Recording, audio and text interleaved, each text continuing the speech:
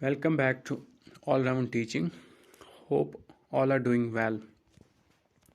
जैसा कि आपको पता ही है, आज हम पार्ट 2 करने जा रहे हैं डायरेक्ट एंड इनडायरेक्ट स्पीच का, और इन अदर वर्ड्स जिसको हम बोलते हैं चेंज द नरेशन। हमने पहले पार्ट 1 में हमने फर्स्ट 2 रूल्स जो है डायरेक्ट स्पीच को इनडायरेक्ट में कन्वर्ट करने के, वो हमने ऑलरेडी पढ़े हुए हैं।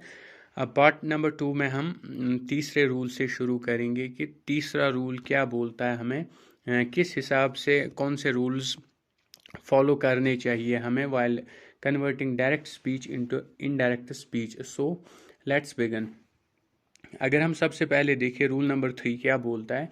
रूल नंबर 3 में ये है कि जब हमें डायरेक्ट स्पीच को इनडायरेक्ट स्पीच में कन्वर्ट करना हो, कन्वर्जन हमें करना हो, तो जो पास्ट टेंस होता है और फ्यूचर टेंस होता है उनको क्या होता है, वो किस तरह से चेंज होते हैं। सबसे पहले अगर हम सिंपल पास्ट देखें, सिंपल पास्ट अगर टेंस हो तो उसको हम पास्ट परफेक्ट में कन्वर्ट करते हैं while converting direct speech into indirect speech. इसी तरह से इसी की एग्जांपल अगर हम देखें तो एग्जांपल है she said Arvind arrived on Sunday. उसने बोला कि अरविंद जो है वो संडे को आया। जब हम इसको इनडायरेक्ट में कन्वर्ट करेंगे तो according to the rules which we discussed above, she said उसके बाद इन्वर्टेड कॉमास हट जाएंगे तो दैट लग जाएगा।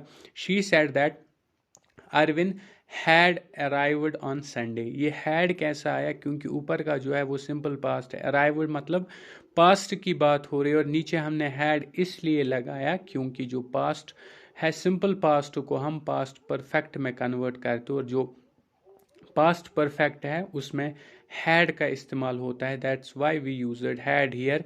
और इस तरह से जो सेंटेंस है वो बना she said that Arvind had arrived on Sunday. और ये टेंस के बेस पे हम पास्ट परफेक्ट में कैसे हैड लगाते हैं, हैव का यूज़ कहाँ पे होता है, इज एम वगैरह, ये सारा जो है टेंस वाले क्लास में मैंने ऑलरेडी डिस्कस किया हुआ है। वो वीडियो मौजूद है, आप जाके देख सकते हैं अगर आपने अभी तक नहीं देखा। टेंसेस का जो कॉन्सेप्ट है वो आपका पूरा क्लियर हो जाएगा। इसी तरह से अगर हम देखें, जो पास्ट कंटिन्यूस होता है वो पास्ट परफेक्ट कंटिन्यूस में चेंज होता है। यानी कि रूल नंबर 3 हमें ये बोलता है जब हम डायरेक्ट स्पीच को इनडायरेक्ट में कन्वर्ट कर रहे हो तो जहाँ पे भी पास्ट कंटिन्यूस टेंस होता है हमें कन्वर्जन के दौरान उसको पास्ट परफेक्ट कंटिन्यूस में चेंज करना होता है। एग्जाम्पल के ज़रिए से हम समझेंगे। एग्जाम्पल है, लिखा है we were playing basketball they told me. उन्होंने मुझे बोला कि वो उस वक्त वो बास्केटबॉल खेल रहे थे। तो ये इंग फॉर्म है यहाँ पे, दैट मीन्स ये कंटिन्यूस है, और वेयर का यूज़ हुआ है, दैट मीन्स ये पास्ट कंटिन्यूस टेंस की बात हो रही है। जब हम इसको कन्वर्ट करेंगे इनडायरेक्ट स्पीच में तो हम बोलेंगे दे टोल्ड मी, दैट आ जाएगा बीच में, वी जो है दे में कन्वर्ट हो जाएगा। They told me that they had been playing basketball. Had been जो है इसको हम पास्ट परफेक्ट में यूज़ करते हैं, और प्लेइंग जो है कंटिन्यूस, इंग जो है कंटिन्यूस फॉर्म में आ जाती है। तो इस तरह से ये पास्ट परफेक्ट कंटिन्यूस बन जाता है। दैट मीन्स पास्ट कंटिन्यूस को हमें पास्ट परफेक्ट कंटिन्यूस में चेंज करना, और एग्जाम्पल के ज़रिए से हमने समझा। इसी तरह से रूल नंबर 3 में ही क्या बोला जा रहा है आगे, कि अगर फ्यूचर हो, सिंपल फ्यूचर हो, तो उसको हम प्रेजेंट कंडीशनल में कन्वर्ट करते हैं। जैसे कि एग्जांपल लिखी है, I will be in Scotland tomorrow. कल मैं कहाँ पे हूँगा, स्कॉटलैंड में। तो फ्यूचर की विल जो है हमेशा फ्यूचर शो करता है। जब हम इसको फ्यूचर को कन्वर्ट करेंगे तो हम इसको प्रेजेंट कंडीशनल में बनाएंगे। इनडायरेक्ट स्पीच इस तरह से बनेगा, she said that she would be in Scotland the next day. उसने बोला कि वो स्कॉटलैंड में होगा नेक्स्ट डे। टुमारो जो है ये नेक्स्ट डे में कन्वर्ट होता है, दिस टुडे जो है दिस डे में होता है, और येस्टरडे जो है वो प्रीवियस डे या लास्ट डे में कन्वर्ट होता है। आगे इसका भी चार्ट लगा हुआ है, कौन सा वर्ड किस में हमें कन्वर्ट करना पड़ता है जब हम एक डायरेक्ट स्पीच को इनडायरेक्ट में कन्वर्ट करते हैं। इसी तरह से अगर हम देखें, फ्यूचर कंटिन्यूस जो होता है टेंस, वो कंडीशनल कंटिन्यूस में चेंज होता है। एग्जाम्पल जैसे लिखी है, he said I will be disposing of the old computer next Tuesday. उसने ये बोला, तो ये डायरेक्ट स्पीच है। इसका जो इनडायरेक्ट बनेगा वो कंडीशनल बनेगा, कंडीशनल कंटिन्यूस वो बनेगा, तो हम बोलेंगे he said that he will be disposing of the old computer next the coming. Next को हम कमिंग में भी कन्वर्ट कर सकते हैं, कमिंग ट्यूसडे, इस तरह से हम बोलते हैं, इन वर्ड्स को चेंज करते हैं। अब अगर हम एक डायरेक्ट स्पीच और इनडायरेक्ट स्पीच में टेंसेस पे हम नज़र डालें, टेंसेस के लिए आप पिछला वाला जो वीडियो है उसको आप देख सकते हो। यहाँ पे भी हम थोड़ा डिस्कस करेंगे। जब डायरेक्ट स्पीच से हम इनडायरेक्ट स्पीच में जाते हैं तो कौन सा टेंस किस में हमें चेंज करना पड़ता है। सबसे पहले जो प्रेजेंट सिंपल होता है वो पास्ट सिंपल में कन्वर्ट होता है, प्रेजेंट कंटिन्यूस जो है वो पास्ट कंटिन्यूस में कन्वर्ट होता है, पास्ट सिंपल जो है वो पास्ट परफेक्ट में कन्वर्ट होगा, प्रेजेंट परफेक्ट जो है वो पास्ट परफेक्ट में कन्वर्ट होगा, विल जो है फ्यूचर ये कन्वर्ट होगा वुड प्लस बियर इन्फिनाइट। इसी तरह से कैन जो है वो कुड में कन्वर्ट होता है, हैव टू जो है हैड में कन्वर्ट होता है, इम्परेटिव जो होता है वो टू इन्फिनाइट में कन्वर्ट होता है। ये कुछ टेंसेस हैं जो हमें कन्वर्ट करने हैं जब हमें डायरेक्ट स्पीच को इनडायरेक्ट में कन्वर्ट करना है। ये रूल नंबर 3 था हमारा। अब अगर हम रूल नंबर 4 में देखें कि बहुत सारे सेंटेंसेस होते हैं, there are multiple type of sentences in indirect speech जिनको हमें कन्वर्ट करना होता है और उनके हिसाब से ही हमें रूल्स भी अप्लाई करने होते हैं। जैसे कि अगर हम रूल नंबर 4 में देखें, जब हमें डायरेक्ट स्पीच को इनडायरेक्ट स्पीच में कन्वर्ट करना हो लेकिन इंट्रोगेटिव सेंटेंस हो। इंट्रोगेटिव मीन्स जिसके आगे क्वेश्चन मार्क लगा हुआ, जो एक क्वेश्चन रेज करता हो। When we are asking something to somebody, जब हम किसी को कुछ पूछते हैं, कोई सवाल करते हैं, तो हम उसको इंट्रोगेटिव सेंटेंस बोलते हैं, जिसमें एक सवाल पूछा जाता है किसी से। इस तरह का जो सेंटेंस हो, जब हमें उसको कन्वर्ट करना हो इनडायरेक्ट स्पीच में, तो हमें किन रूल्स का ख्याल रखना है और अकॉर्डिंगली हमें उनको कन्वर्ट करना पड़ेगा। सबसे पहले रूल नंबर 4 में ये बोला जा रहा है कि जब हम इंट्रोगेटिव सेंटेंस को कन्वर्ट करते हैं तो हम किसी कंजक्शन वर्ड का यूज नहीं करते हैं। अगर सेंटेंस जो है डायरेक्ट स्पीच, अगर ये जो क्वेश्चन है अगर ये WH वर्ड से शुरू हो रहा है, यानी व्हाट, वेयर, व्हेन, इन वर्ड से शुरू हो रहा है, तो नीचे इनडायरेक्ट वाली स्पीच में जो है ये वर्ड एज इट इज वापस आ जाता है। हमें ये वर्ड नीचे वैसे का वैसा ही वापस लिखना होता है। अगर व्हाट लिखा है तो नीचे भी व्हाट ही हमें लिखना पड़ेगा। ये वाला वर्ड जो है वो चेंज नहीं होता है। एग्जाम्पल के जरिए से पूरा समझ में आएगा। एग्जाम्पल लिखिए, why do you asked the boy, boy ने पूछा आप कहाँ पर है। तो जब हम इसको इनडायरेक्ट बनाएंगे तो हम बोलेंगे द बॉय एनकवर्ड, क्योंकि वो पूछ रहा है, मतलब कुछ जानने की कोशिश कर रहा है। That's why we use it uncovered here. और वायर जो है वायर ही रहेगा, वेयर आई लिव्ड, क्योंकि उसने यू जो है कन्वर्ट हो जाएगा आई में। वो मुझे पूछ रहा है तो इस बार मैं सीधे आई बोलूंगा, वेयर आई लिव्ड। तो यहाँ पे जो हमें सीखने के लिए था वो ये था, WH क्वेश्चन से जब क्वेश्चन अराइज होता होगा तो इनडायरेक्ट स्पीच में वो वाला word as it is use होता है, वो चेंज नहीं होता है। ना ही डेट का इस्तेमाल होता है, कंजक्शन का इस्तेमाल नहीं होता है। ये था पहला रूल नंबर 4 का पहला पॉइंट। अगर हम दूसरे पॉइंट पे आए, दूसरा पॉइंट ये हमें बोलता है, जब हमें डायरेक्ट स्पीच को देखें और वो डायरेक्ट स्पीच इंट्रोगेटिव सेंटेंस किसी ऑक्सिलरी या हेल्पिंग वर्ब से शुरू हो रहा हो, तो हम उसको इनडायरेक्ट स्पीच में क्या करते हैं, हम वेदर या इफ का इस्तेमाल करते हैं। दैट मीन्स अगर विल से सवाल पूछा जा रहा है, अगर शैल से, कैन से सवाल पूछा जा रहा है, जब हम उसको इनडायरेक्ट स्पीच में कन्वर्ट करेंगे तो हमें वेदर या इफ वर्ड का इस्तेमाल करना पड़ेगा। जैसे कि सेंटेंस लिखा है direct sentence, she said will you come for the party, उसने बोला कि आप पार्टी में आओगे। तो जब हम इसको इनडायरेक्ट में बोलेंगे तो शी सेड क्योंकि पूछ रहा है या पूछ रही है तो हम बोलेंगे शी आस्क्ड, और दैट का इस्तेमाल नहीं होता तो वेदर का इस्तेमाल होगा। जैसे मैंने ऊपर ही बोला, whether, she asked whether we would come for the party. You जो है वी में कन्वर्ट होगा और विल जो है वुड में कन्वर्ट होगा। तो इस तरह से बनेगा, she asked whether we would come for the party. That means ये वाला जो रूल है, यानी WH क्वेश्चन अगर हो, WH से शुरू होता हो तो वो वर्ड जो है एज इट इज़ नीचे इस्तेमाल होता है। लेकिन अगर एक इंट्रोगेटिव सेंटेंस ऑक्सिलरी या हेल्पिंग वर्ब से शुरू हो रहा हो तो हम वेदर या इफ का इस्तेमाल करते हैं, जैसे कि इस वाली एग्जाम्पल में आपने देखा।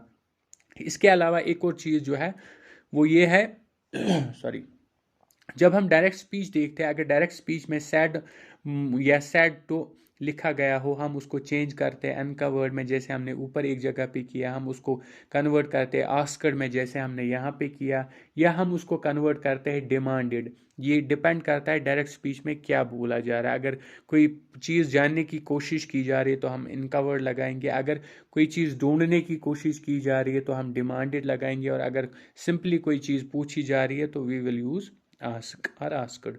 सेंटेंस एक और सेंटेंस अगर हम देखें, लिखा है he said to me what are you wearing, उसने मुझे बोला आप क्या पहन रहे हो। तो इनडायरेक्ट में हम इसको बोलेंगे ही आस्क्ड, क्योंकि वो सीधे पूछ रहा है तो हम आस्क्ड का इस्तेमाल करेंगे।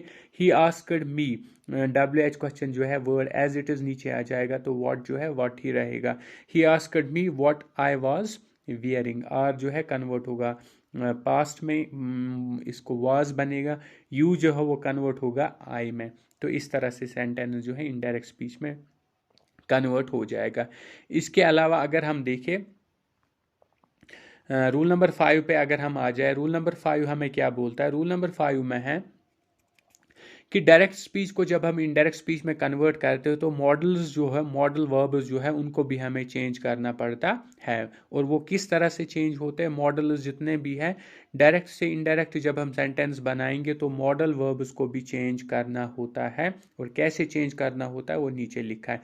अगर डायरेक्ट स्पीच में कैन लिखा है तो हमें इनडायरेक्ट में कुड में इसे कन्वर्ट करना है, मे माइट में कन्वर्ट हो जाएगा। मस्ट जो है मस्ट के साथ या मस्ट की जगह हम यूज़ करेंगे हैड टू और वुड हैव टू। एग्जाम्पल के ज़रिए से अगर हम इस चीज़ को भी समझे, अगर लिखा है she sad she can dance तो कन्वर्ट होगा she said that she could dance, जो कैन है ये कुड में कन्वर्ट हो गया। दूसरा सेंटेंस लिखा है she said I may buy a dress, she said that she might buy a dress, तो ऊपर का जो मे है मॉडल वर्ब ये नीचे माइट में कन्वर्ट हो गया। तीसरा अगर हम देखें, तीसरा सेंटेंस लिखा है Rama said I must complete the assignment, indirect में कन्वर्ट होगा तो आएगा Rama said that he had to complete the assignment, यानी जो मस्ट है वो हैड टू में कन्वर्ट होता है, ये वाला मॉडल। इसी तरह से अगर हम देखें there are models that do not change, ऐसे भी मॉडल्स है जो डायरेक्ट स्पीच से इनडायरेक्ट स्पीच में एज इट्स आते हैं जो चेंज नहीं होते, यानी कि could would should might ought, ये वाले वर्ड्स ऑट टू, अगर ये वाले वर्ड्स लिखे हैं इनडायरेक्ट डायरेक्ट स्पीच में, जब हम इनडायरेक्ट बनाएंगे तो इन वर्ड्स को हमें एज इट्स रखना है, ये वाले जो वर्ड्स है ये चेंज नहीं होते हैं। जैसे कि एक एग्जांपल लिखिए she said I should clean the house, तो इनडायरेक्ट में बनेगा she said that she should clean the house, जो ऊपर का शुड है वो एज इट इज नीचे भी यूज हुआ, इसको हमने कन्वर्ट नहीं किया, ना ही करना पड़ता है according to the rule number 5। अब अगर हम रूल नंबर 6 पे आए तो रूल नंबर 6 हाँ क्या बोलता है, जब डायरेक्ट स्पीच को इनडायरेक्ट में कन्वर्ट करेंगे तो जो the first person indirect speech changes as per the subject of the speech, कुछ प्रोवर्ब्स को भी हमें चेंज करना पड़ता है। जैसे कि अगर डायरेक्ट स्पीच में फर्स्ट पर्सन जो है हमें उसको चेंज करना पड़ता है according to the subject of the speech. जैसे कि एग्जाम्पल से पूरा क्लियर हो जाएगा। जैसे एग्जाम्पल लिखी है he said I am in class 12, उसने बोला कि मैं 12वीं जमात में पढ़ता हूँ। जब हम इसको कन्वर्ट करेंगे तो हम बोलेंगे she says that he was in class 12। तो यहाँ पे क्या होता है, जो आई है वो ही में कन्वर्ट हुआ, तो आई ऊपर प्रोनाउन था, ये नीचे हमने ही में कन्वर्ट किया, तो सब्जेक्ट के हिसाब से हम प्रोनाउंस को भी चेंज करते हैं। इसी तरह से अगर सेकंड पर्सन हो, सेकंड पर्सन भी चेंज होता है as per the object of the reporting speech. जैसे कि एग्जाम्पल लिखी है she says to them you have done your work, उसने उनको बोला कि आपने अपना काम कर लिया, तो इसको हम कन्वर्ट करेंगे she tells them that they have done their work. ये यू जो है ये दे में कन्वर्ट हुआ क्योंकि देम आगे लगा हुआ, बहुत सारे वर्कर्स की बात हो रही है, तो दैट्स वाई हमने इसको दे में कन्वर्ट किया। इसी तरह से अगर थर्ड पर्सन हो, थर्ड पर्सन जो है वो डायरेक्ट से इनडायरेक्ट स्पीच में चेंज नहीं होता है। जैसे कि लिखा है he says she dances well, तो नीचे आएगा he says that she dances well, यहाँ पे जो है शी ही रहा, चेंज नहीं हुआ। इस वाले केस में जो प्रोनाउन है थर्ड पर्सन प्रोनाउन जो है वो चेंज नहीं होता है। इसी तरह से अगर एक और हम देखें, एक और एग्जांपल हम देखें he says that she dances well, इसी तरह से अगर हम बोले next he said I am in class 12, he says that he was in class 12, इस वाले टेंस पे ये वाला सेंटेंस भी बनता है। इसी तरह से अगर हम देखें ये ऊपर की ही एग्जाम्पल है, फिर से नीचे आ गई है, तो ये हमें देखने की ज़रूरत नहीं है, हम सीधे रूल नंबर 7 पे आ जाते हैं। रूल नंबर 7 अगर हम देखें, रूल नंबर 7 बोलता है कि जब कोई रिक्वेस्ट हो, कोई कमांड हो, कोई विश हो या कोई एक्सक्लेमेशन हो, इस तरह का सेंटेंस, इस तरह की डायरेक्ट स्पीच हो, तो हम उसको कन्वर्ट करने के टाइम किन चीज़ों का ख्याल रखें। जब हम इन चीज़ों को, इस तरह की स्पीच को इनडायरेक्ट में कन्वर्ट करते हैं तो हमें कुछ वर्ब्स का यूज़ करना पड़ता है, जैसे कि रिक्वेस्टेड, ऑर्डर्ड, सजेस्टेड और एडवाइज्ड और फॉरबिडन। इस तरह के वर्ड्स का हमें यूज़ करना पड़ता है। ये डिपेंड करता है डायरेक्ट स्पीच में क्या बोला गया। अगर कोई बॉस अपने सर्वेंट को बोल रहा है तो सीधी सी बात है ये ऑर्डर कर रहा है या कमांड कर रहा है, हमें बोलना है कमांडेड, ऑर्डर्ड यूज़ करना है। अगर कोई इंसान किसी इंसान को बोल रहा है, रिक्वेस्ट कर रहा है, तो हमें बोलना है रिक्वेस्टेड, ही रिक्वेस्टेड हिम। इसी तरह से कोई किसी को एडवाइस करता है, डॉक्टर पेशेंट को बोल रहा है, तो हम बोलेंगे डॉक्टर एडवाइज्ड द पेशेंट। इस तरह से हमें इन वर्ड्स का इस्तेमाल करना है जब हमें डायरेक्ट स्पीच से इनडायरेक्ट स्पीच में जाना है।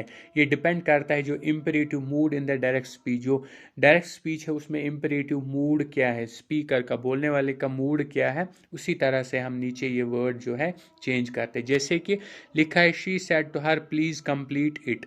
प्लीज बोला तो रिक्वेस्ट है, हम इसको कन्वर्ट करेंगे तो हम बोलेंगे she requested her to complete it, उसने उसको रिक्वेस्ट की।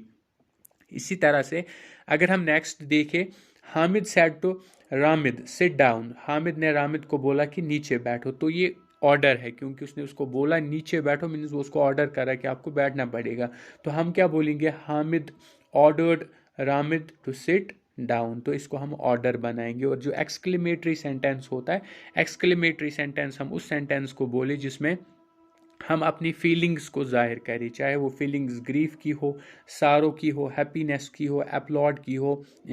हम इन सारी फीलिंग्स को जब जाहिर करते हैं एक सेंटेंस में तो उसको हम एक्सक्लेमेटरी सेंटेंस बोलते हैं, या इंटरजेक्शन भी इसको बोला जाता है। इंटरजेक्शन में रिमूव किया जाता है जब हम एक असर्टिव सेंटेंस को कन्वर्ट करते हैं, यानी कि इस तरह की फीलिंग वाली सेंटेंस जब डायरेक्ट स्पीच में दिखाई गई हो, जब हम उसको इनडायरेक्ट में कन्वर्ट करते तो उस इंटरजेक्शन वाले वर्ड को हम रिमूव, हटा देते और उसकी जगह हम एक्सक्लेमड का यूज़ करते, क्योंकि इसको एक्सक्लेमेटरी सेंटेंस बोलते हैं। देखो एग्जाम्पल से पूरा क्लियर हो जाएगा। She said alias I am done undone, जो अलियास है ये इंटरजेक्शन है, हम इसको नीचे इनडायरेक्ट स्पीच में हटा के एक्सक्लेमड लिखेंगे, क्योंकि ये एक्सक्लेमेटरी सेंटेंस हमें दिखाता है। यही वो फीलिंग है जिससे हमें पता चलता है कि ये एक एक्सक्लेमेटरी सेंटेंस है। तो हम क्या लिखेंगे, she exclaimed sadly that she was broken. She exclaimed sadly that she was broken. तो इस तरह से हम इसको चेंज करें, ये ब्रोक आया है तो हम इसको ब्रोकन लिखेंगे, ये मिसप्रिंट है। रूल नंबर 8 अगर हम देखें तो रूल नंबर 8 क्या बोलता है, रूल नंबर 8 बोलता है कि पंक्चुएशन मार्क्स को, जो डायरेक्ट स्पीच में पंक्चुएशन मार्क्स, कोटेशन मार्क्स लगे होते हैं, उनको हमें हटाना पड़ता है और उनकी जगह हम दैट का यूज़ करते हैं, या कैपिटल उसके बाद जो है कैपिटल लेटर जो लिखी होती है उसको भी हम चेंज करते हैं। जैसे लिखा है शी सेड, फिर कामा है, फिर इन्वर्टेड कामास है, फिर I am the best, I capital है, फिर इन्वर्टेड कामास क्लोज है। तो फुल स्टॉप जो है वो भी हट जाता है, कामा हट जाता है, एक्सक्लेमेशन मार्क आ जाता है, क्वेश्चन मार्क, चाहे इनमें से कोई भी चीज़ हो, वो जो इन्वर्टेड कामाज में हो उसको हम हटाते हैं।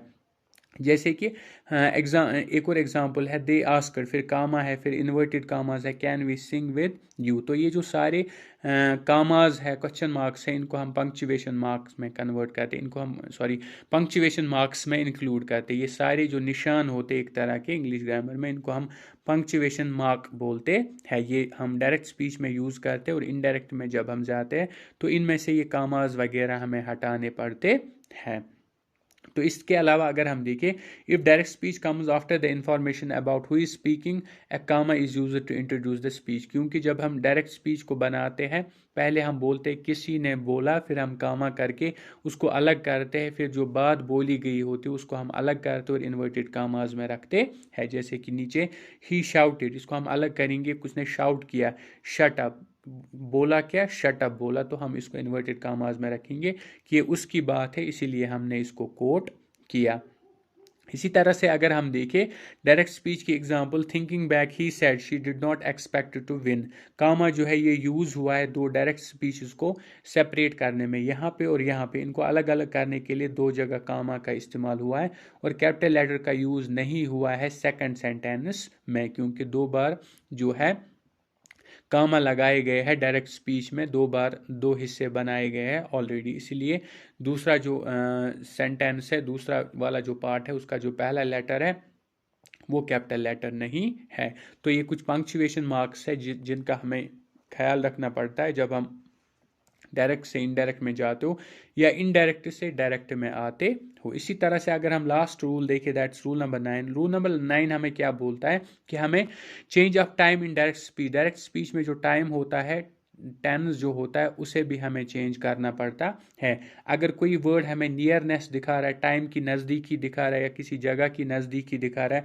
तो हमें उसको जब कन्वर्ट करना है इनडायरेक्ट में, तो हमें उसको डिस्टेंस में एक्सप्रेस करना है। जैसे कि अगर नाउ लिखा है तो ये देन बन जाता है, अगर हियर लिखा है तो ये देयर बन जाता है, अगर एगो लिखा है तो ये बिफोर बन जाता है, अगर 10 लिखा है ये 100 बन जाता है, टुडे जो है डेट डे बन जाता है। जैसे कि मैंने आपको बोला, ये वर्ड्स है जो डायरेक्ट से इनडायरेक्ट में जाने में हमें हमेशा चेंज करने पड़ते हैं when we are converting a direct speech into indirect speech.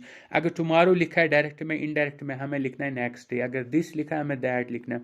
Yesterday convert होता है, डे बिफोर में दीज कन्वर्ट होता है, दोज में कम कन्वर्ट होता है, गो में नेक्स्ट वीक या नेक्स्ट मंथ जो होता है वो कन्वर्ट होता है, फॉलोइंग वीक और फॉलोइंग मंथ। एग्जाम्पल 2-3 के जरिए से हम समझेंगे। He said his girlfriend came yesterday, जब हम इसको कन्वर्ट करेंगे तो हम बोलेंगे he said that his girlfriend had come the day before, तो येस्टरडे द डे बिफोर बन जाएगा। जो टाइम एक्सप्रेशन है ये चेंज नहीं होता, बस इसका जो वर्ब है वो चेंज होता है प्रेजेंट टेंस में या फ्यूचर टेंस में। जैसे कि ही सेज और will say my girlfriend came yesterday, तो हम बोलेंगे ही सेज और will say that his girlfriend had come the day before. इसी तरह से 2-4 एग्जाम्पल्स है जिनमें आपको सही को ढूंढना है कि कौन सा सही है इन चारों में से। डायरेक्ट स्पीच लिखा है she said I had baked a cake, आपको इनडायरेक्ट बनाना है तो कौन सा इनमें सही है। She said that she had baked a cake, she said that she had baked a cake, she said that I baked a cake, she said that she had bake a cake. तो इसका सही जो answer है वो आप comment box में लिखेंगे। तो फिलहाल के लिए हम इसका आंसर देखते हैं और वो है 2। इसका जो सही इनडायरेक्ट है वो है she said that she had baked a cake. अगर हम ऊपर देखें पास्ट में लिखा है तो हम इसको पास्ट परफेक्ट में कन्वर्ट करेंगे और हैड का यूज करेंगे। नेक्स्ट एग्जांपल लिखी है overall sad what a beautiful rainbow it's. इसका आंसर अगर हम देखेंगे, चारों ऑप्शन आप देख लीजिएगा कि कौन सा आपको अप्रोप्रिएट लग रहा है, फिर उसके बाद आप आंसर को चेक करेंगे कि सही है कि गलत है। अगर हम इसका आंसर देखेंगे तो वह है overall exclaimed with wonder that the scenery was very beautiful, क्योंकि यहाँ पे वो एक्सक्लेमेशन दिखा रहा है, एक अपनी फीलिंग को जाहिर कर रहा है। नेक्स्ट है इसी तरह से अगर हम देखें she said is full of sorrow wish I that I were dead.